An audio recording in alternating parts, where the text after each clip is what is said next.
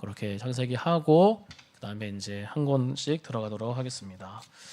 네, 하나님 말씀을 우리 설교를 하도록 하겠습니다. 자, 여러분 혹시 배너 영화 보셨나요?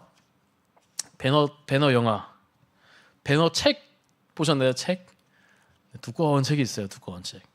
그래서 저자가 누구죠? 루 윌리스죠. 루 윌리스.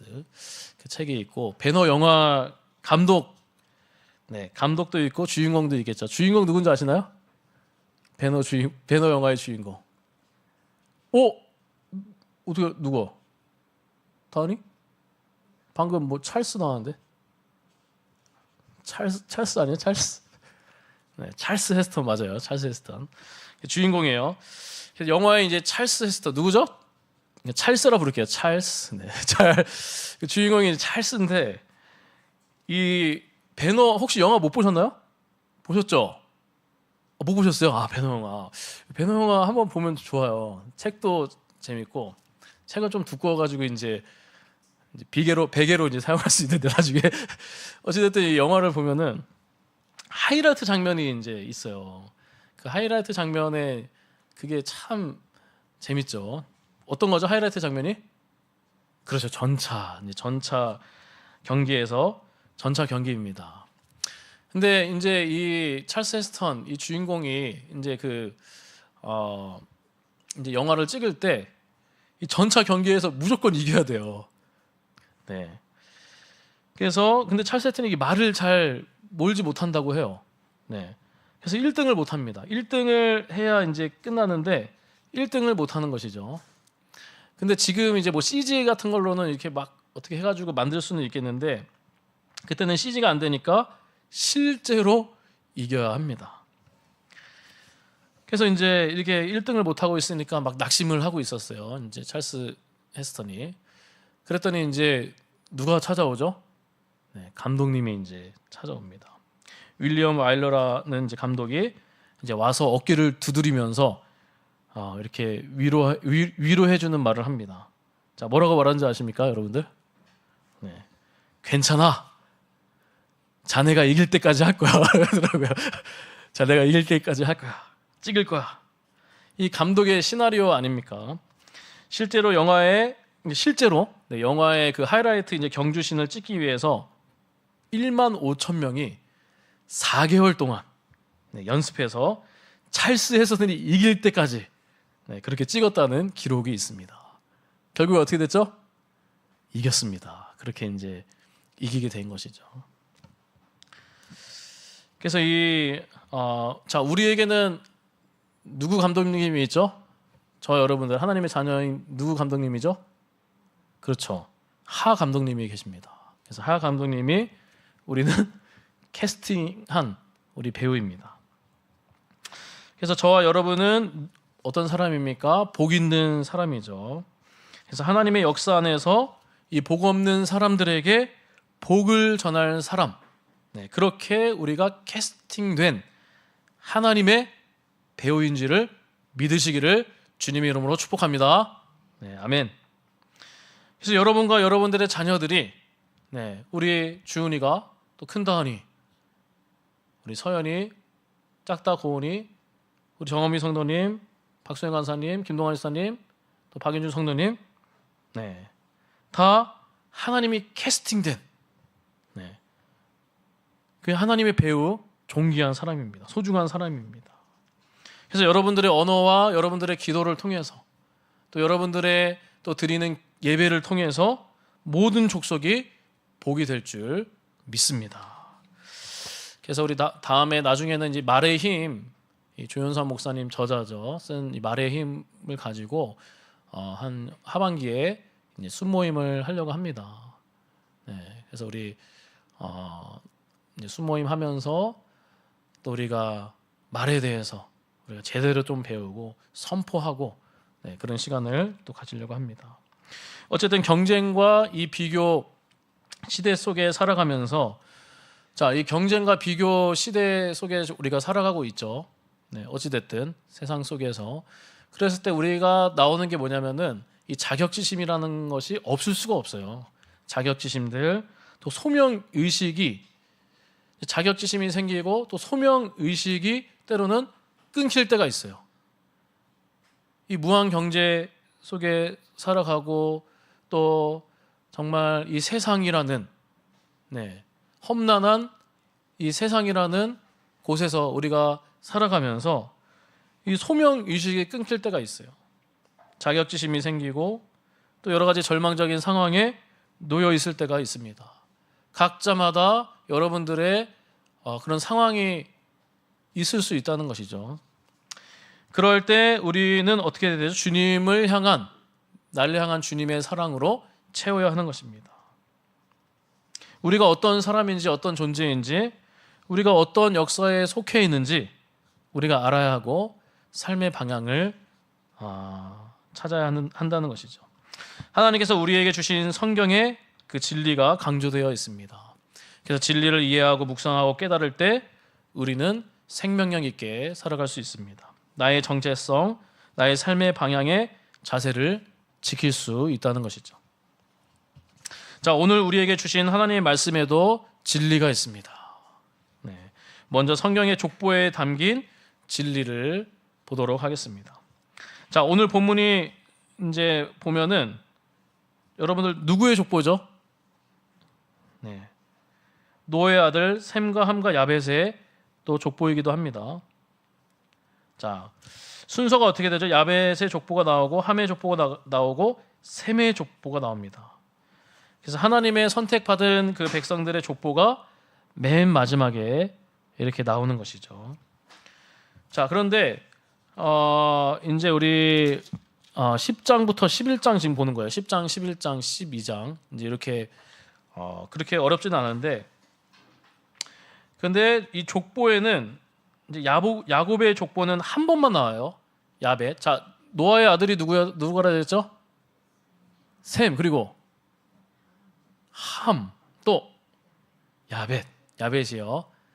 자, 그런데 이 본문에서 이 족보가 있어요. 창세기에 족보가 있는데 야벳의 족보는 한 번이 나오고 함의 족보가 나오고 끝이 납니다. 함의 족보도. 그런데 두 번 나오는 족보가 있어요. 자, 두 번 나오는 족보가 누굴까요? 그렇죠. 셈이에요, 셈. 셈의 족보는 두 번이 나와요. 자, 10장 21절 31절에서 셈의 족보가 나오고 11장 10절에서 26절에서 셈의 족보가 나옵니다.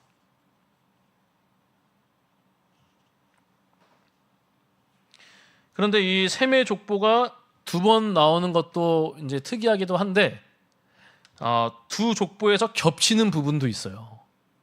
겹치는 부분도 있다는 것이죠. 이런 의미심장한 구조가 있어요. 이따가 또 말씀드리겠지만, 자, 우리 한번 참고 구조를 한번 볼까요? 10장 21절에서 24절을 먼저 한번 보도록 하겠습니다.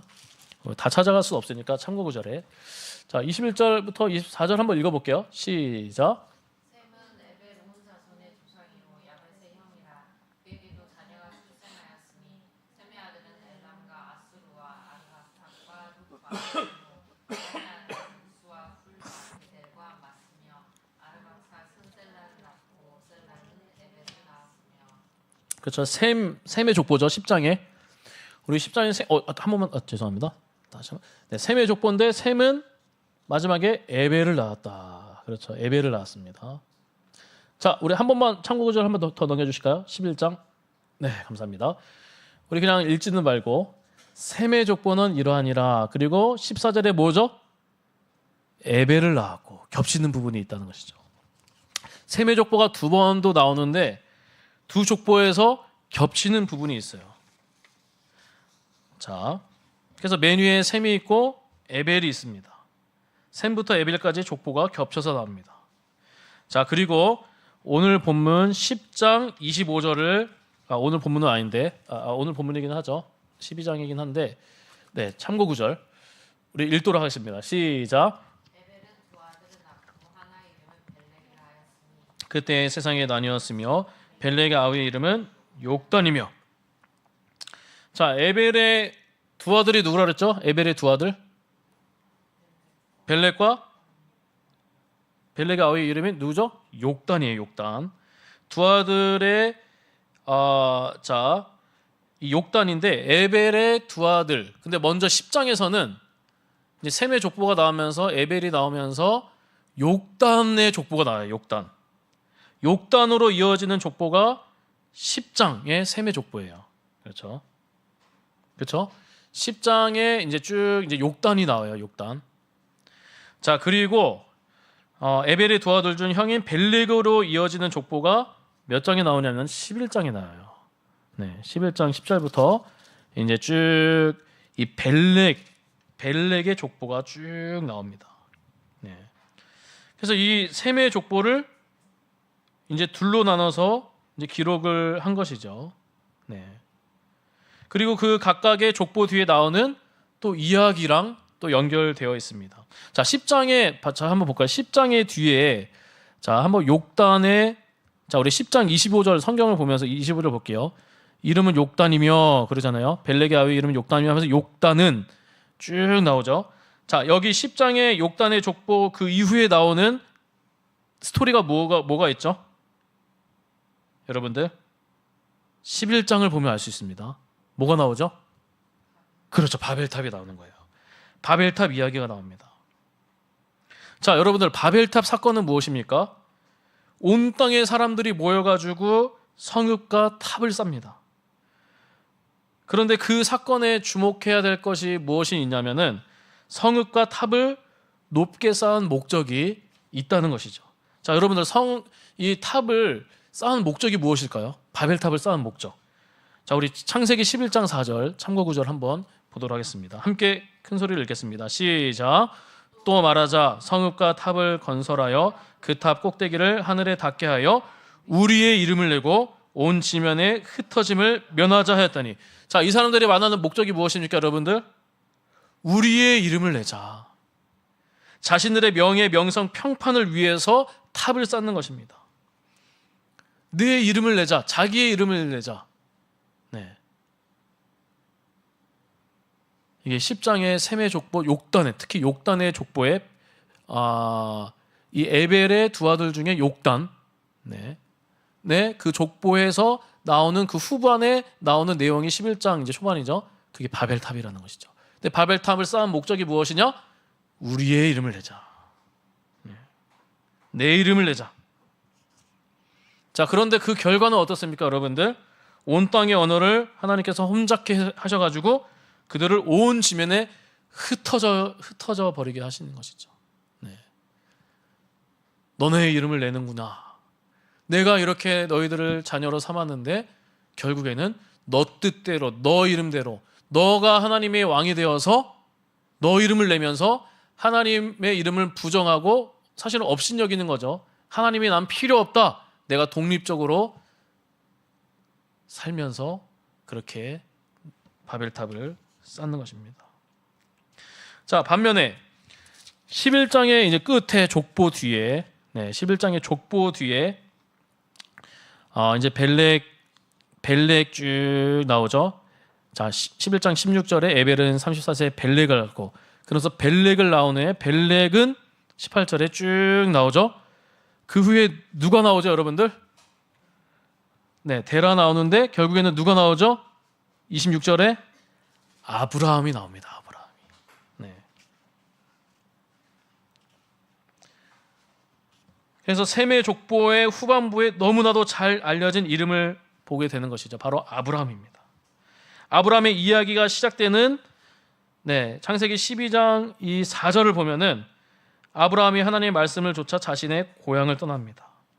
이때 아브라함의 나이가 75세였죠. 하나님께서 75세에 이 노인을 부르신 목적이 있습니다. 노인이라고 하면 좀 그렇나요? 어쨌든 이 아브라함을, 그때 노인이 아니죠, 약간 그래도 좀, 어쨌든 그렇게 부르신 목적이 있습니다. 자, 목적이 무엇일까요? 우리 창세기 12장 2절을 보도록 하겠습니다. 우리 창세기 12장 2절입니다. 우리 함께 읽습니다. 시작. 내가 너로 큰 민족을 이루고 내게 복을 주어 너 이름을 창대하게 하리니 너는 복이 될지다. 여기서 내 이름을 창대하게 한다. 그렇게 말씀을 하셨습니다. 하나님께서 11장 바벨탑 사건과 12장 이후에 펼쳐지는 하나님의 역사를 우리가 비교할 수 있는 것이죠. 자, 공통점이 무엇입니까? 둘 다 이름에 대한 이야기입니다. 차이점은 바벨탑 사건에서는 자신들의 이름을 내려고 했지만 하나님은 흩으시고 막으셨습니다. 반면에 두 번째 이야기에서는 하나님의 부르심에 순종한 아브라함의 이름을 창대하게 하신다는 것이죠. 하나님께서. 바벨탑 사건에서는 사람들이 자기 이름을 내려고 했지만 무엇이죠? 하나님이 막으셨다 그랬죠. 아브라함의 이야기에서는 하나님께서 아브라함의 이름을 창대하게 하셨다는 점입니다. 자, 75년을 그렇게 이제 동네에서 이제 살았다면은 이름이 안 날려 해도 이름이 나는 것이죠. 이름이 알려집니다. 자, 그런데 이 정든 자신의 그런 고향, 고향을 그렇게 떠나면은 다른 땅에 이게 가게 되면은 여러분들 그 사람의 이름이 알려집니까? 저도 뭐 이렇게 제주도로 잠깐 이렇게 이사 가긴 했지만 거기 한 몇십 년은 있어야겠죠.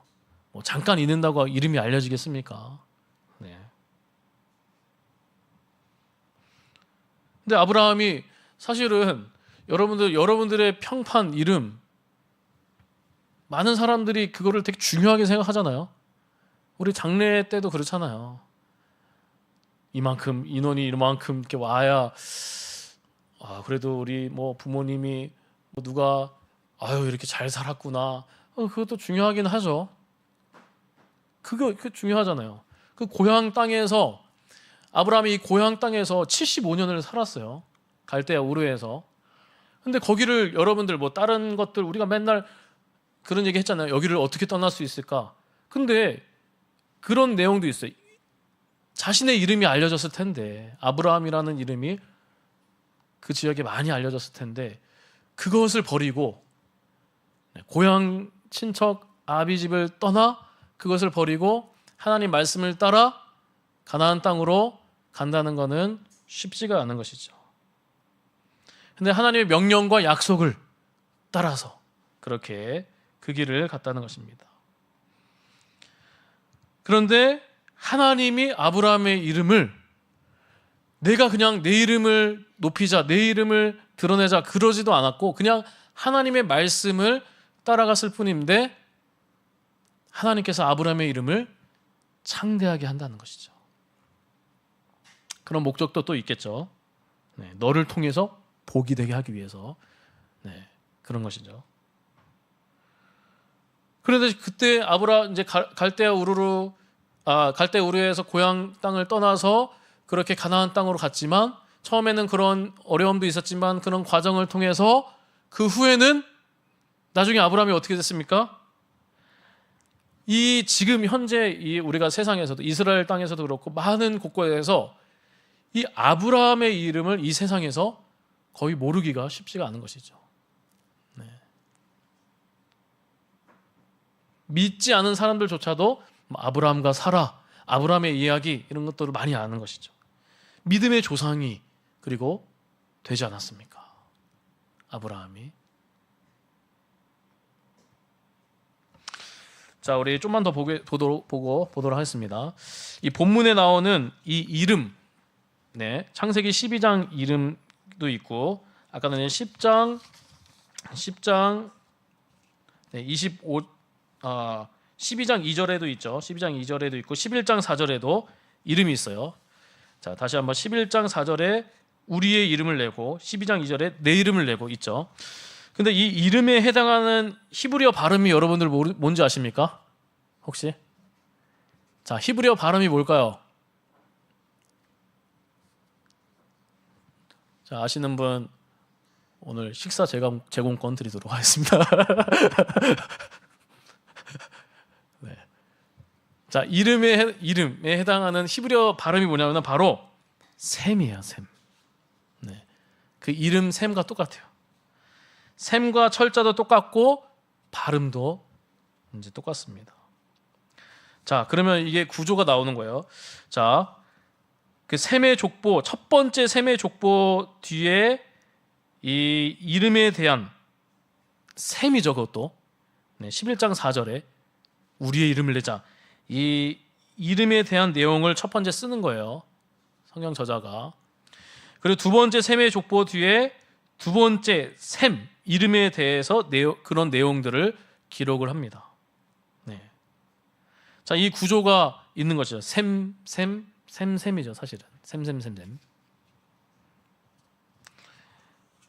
자, 이 구조가 말하는 것이 무엇이냐?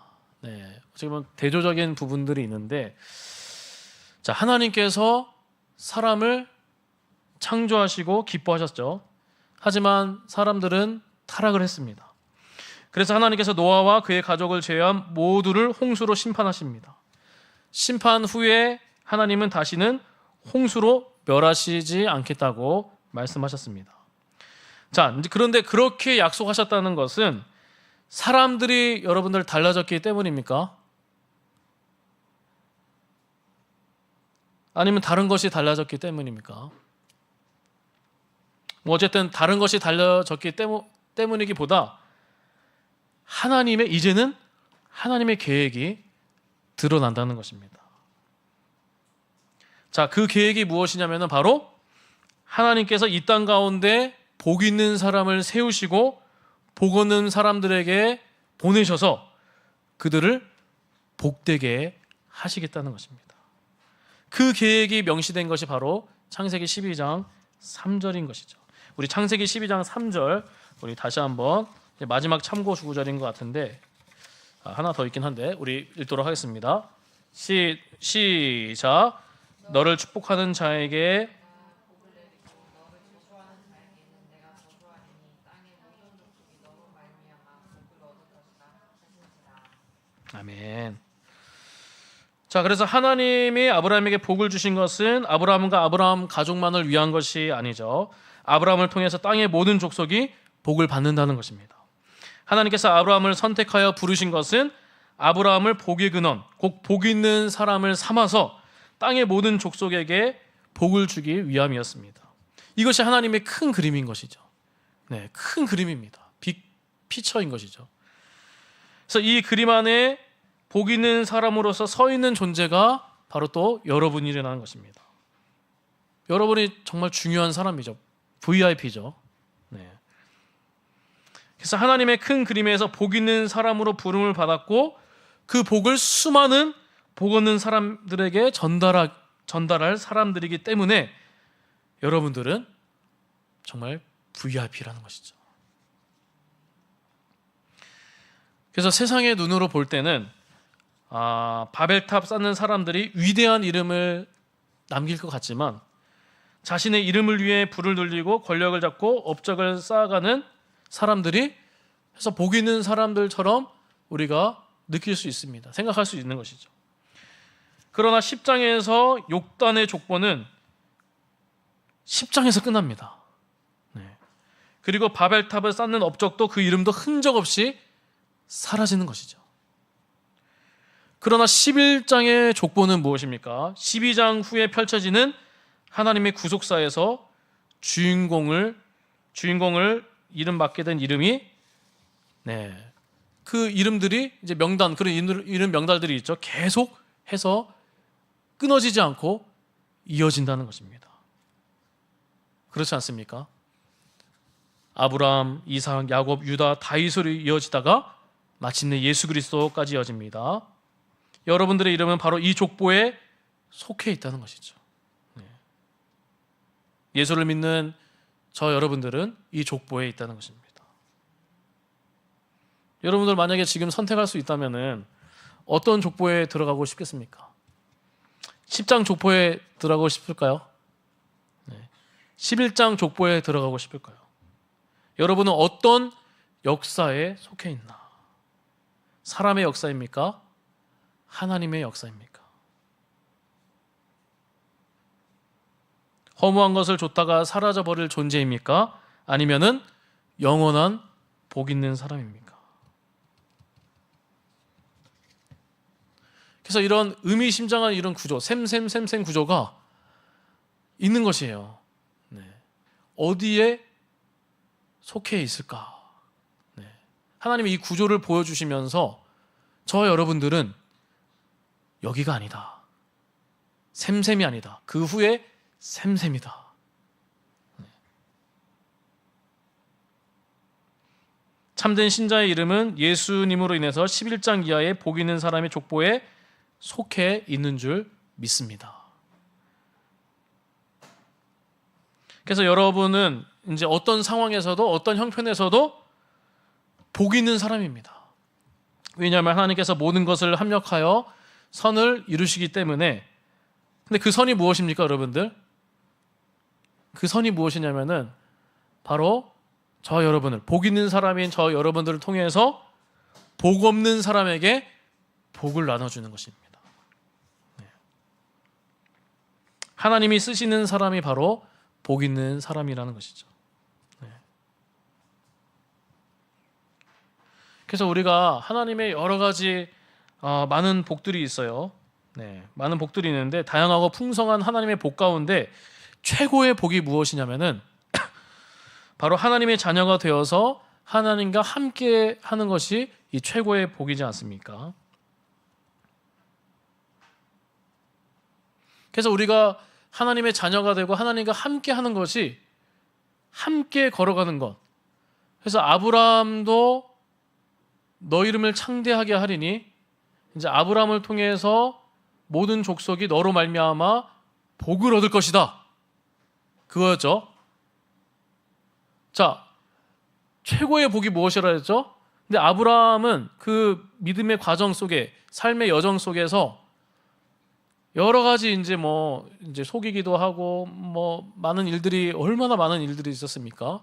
그러는 가운데서 점점 하나님의 뜻을 알아가고 믿음이 성장하고 하나님과 가까워지고 하나님과 나중에 깊이 동행하는 그런 아브라함이었죠.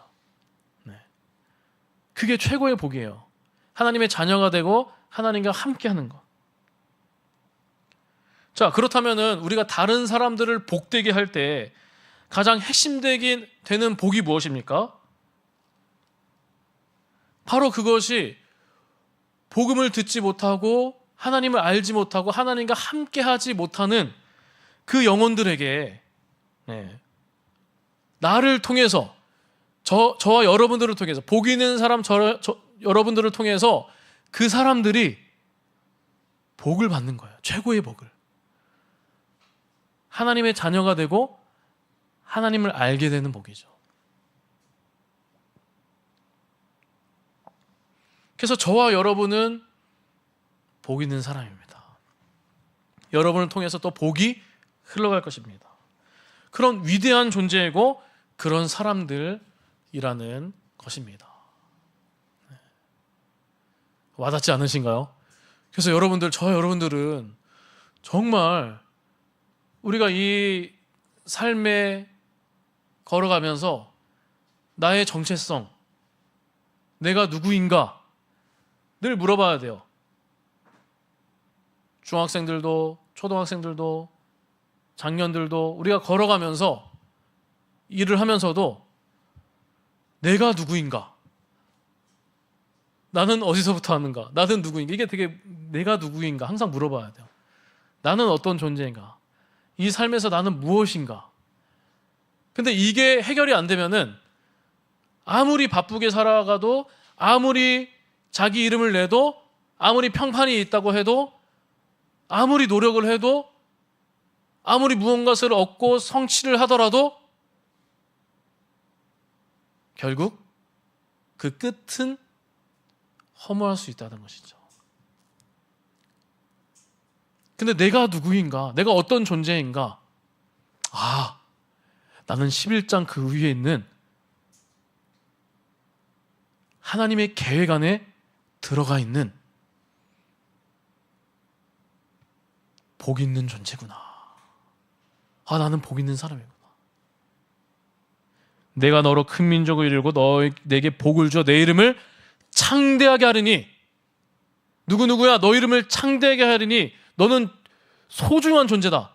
내가 너 이름을 창대하게 할 것이다. 너는 복 있는 사람이 될 것이다. 이 말이에요. 너는 복 있는 자다. 주나 다나 너는 복 있는 자다. 그리고 너는 복이 될지다. 너를 축복하는 자에게는 내가 복을 내리고 너를 저주하는 자에게는 내가 저주하리니 땅의 모든 족속이 너로 말미암아 복을 얻을 것이다. 너로 말미암아 복이 있는 사람이 너로 말미암아 복이 될 것이다. 저 여러분들 막 애쓰지 않아도 돼요. 막 뭔가를 뭐 새벽기도 뭐 열심히 해서 뭐 해가지고 나는 이렇게 해서 이렇게 되는 것이다. 물론 이제 열심히 하면 또 우리가 성숙함이 있고 또 여러 가지 하나님이 주시는 그런 은혜들이 또 있어요. 그러나 무엇보다 가장 근본적인 게 무엇이냐면은 내가 어떤 존재인가. 그것을 우리가 붙잡고 가야 된다는 것이죠. 그래서 여러분들의 많은 걸 안 하더라도 나는 교회에서 이것도 못하지 이것도 못하지 뭐 가정도 신경 써야 되는데 남편도 신경 써야 되는데 누구도 신경 써야 되는데 이것도 못하는데 나는 뭐 하고 있는 거 맞을까? 그게 아니라는 거예요. 복 있는 사람 여러분들의 기도. 아브라함도 나중에 그 소돔을 향해서 17장에 보면은 아브라함의 중보 기도가 나와요. 하나님이 그 아브라함의 기도를 들으시려고 하는 거예요. 어떻게 해서든 의인 한 명이 있더라도 의인 10명이 있더라도 하나님과 동행하고 있는 거예요. 내가 너 말을 듣겠다. 너는 복 있는 사람입니까? 하나님이 여러분들의 기도를 들으시려고 하는, 외면하지 않으시고 들으신다는 거예요.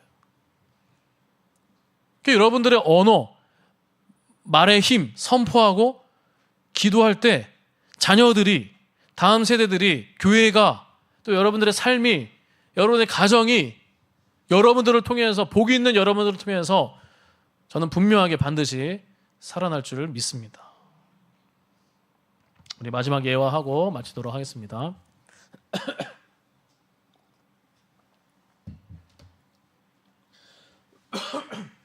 미국의 통신원이었던 이 벤페 터전이에요. 좀 어렵죠. 미국의 통신원이었어요. 근데 2차 세계대전 당시에 런던에 이제 도착을 이제 했습니다. 근데 런던에 도착했는데 그날이 어떤 날이었냐면은 하필 독일군이 런던 폭격을 하기 바로 전날이었어요. 네. 그 호텔에 이제 런던에 이제 도착했는데 그래서 호텔에 이제 투숙을 하고 이제 밤이 되자 어떻습니까? 그 전날이니까 무시무시한 굉음이 이제 들려왔습니다. 무자비한 야간 공습으로 인해서 이 통신원이 이제 겁에 질렸던 것이죠. 많은 사람들도 겁에 질렸겠죠. 폭격기들이 밤하늘을 뒤덮고 폭탄들이 사람들 머리 위로 떨어졌습니다. 어떻게 됐습니까, 여러분들? 건물들이 무너지고 도시는 불바다가 되었습니다. 폭발음과 사이렌 소리와 사람들의 끔찍한 비명 소리가 그의 고막을 끊임없이 난도질했습니다. 그는 침대에 일어나 구석에 쪼그리고 앉아서 베개로 덮었습니다. 네. 공포와 절망 속에서 깜빡 잠이 들었습니다. 그가 깨어있을 때 여전히 구석에 쪼그린 채 베개로 머리를 덮고 있었는데 그가 투숙한 호텔이 기적적으로 폭격에서 비껴갔습니다. 창문으로 아침 햇살이 비칩니다. 폭격기가 사라진 도시가 믿기지 않을 정도로 고요합니다. 그런데 그때 창밖에서 소리가 들렸습니다. 자, 어떤 소리가 들렸습니까? 그것은 주일 아침 교회에서 들려오는 찬양 소리였습니다. 그가 일어나서 창문을 여는 순간 경이로움을 느낍니다. 길 건너 지난 밤 폭격으로 지붕과 천장이 무너져버린 교회의 흔적 위에 몇 명의 복 있는 사람들이 서 있었습니다. 그들이 그곳에서 하나님이 주신 복을 찬양하고 있었습니다. 그때 찬송가가 이제 600장 찬송가였는데 어떤 내용이냐면 교회의 참된 터는 우리 주 예수라. 그 귀한 말씀 위에 이 교회 세웠네. 주 예수 강림하사 피 흘려 샀으니 땅 위의 모든 교회 주님의 신부라. 폭격의 잔해뿐인 그곳, 가장 복이 없다고 사람들이 말할 만한 이곳에서 이 찬양을 들은 것입니다. 그리고 그 노래가 그 통신원, 그 사람의 삶을 영원히 바꿨습니다. 누군가 이런 형편의 아침에도 노래할 수 있는지, 어떻게 그럴 수 있는지 그는 알고 싶었고 복음을 듣고 믿어서 복 있는 사람이 되었다고 합니다. 실제 내용입니다. 그래서 이 고난의 폭격을 당한 날에는 여러분들 어느 누구도 노래할 수 없을 것입니다. 인본주의자, 무신론자, 세속주의자도 침묵을 지킬 수밖에 없는 것이죠. 그러나 복 있는 사람은 노래한다는 것입니다. 복 있는 사람은 어떤 형편에서도 노래합니다. 말씀을 따라갑니다. 예배합니다. 순종하고 인내합니다. 넘어지더라도 다시 일어납니다. 하나님께서 아브라함을 끝까지 끌고 가셨듯이 그렇게 하실 것입니다. 아브라함도 갈 바를 알지 못했죠. 고향 친척집을 떠나 그냥 거기에 살고 있으면 자기의 이름이 높아지고 죽었을 때도 그렇게 무덤도 크게 하고 그런 명성을 얻고 죽었을 텐데, 어떻게 보면요, 세상적으로 봤을 때. 그러나 고향 친척 아비집을 다 떠나고 자기의 이름 다 내려놓고 오직 하나님의 말씀만을 따라갔습니다. 말씀을 따라갔는데도 가나안 땅에 도착했으니 척박한 땅이었죠. 아무것도 없고 심지어 가나안 사람들이 살고 있었고, 그런 와중에서도 아브라함은 예배를 드렸습니다. 또 여러 가지 우여곡절들, 또 가뭄도 있었고, 그래서 애굽으로 내려가고 여러 사건들이 또 많이 있었지만, 그러나 하나님께서는 내 이름을 창대케 하리라. 너는 복이 될지다. 너로 말미암아 복이 될지다. 어쨌든 이 약속의 말씀을 붙들면서 그 말씀을 따라갔죠.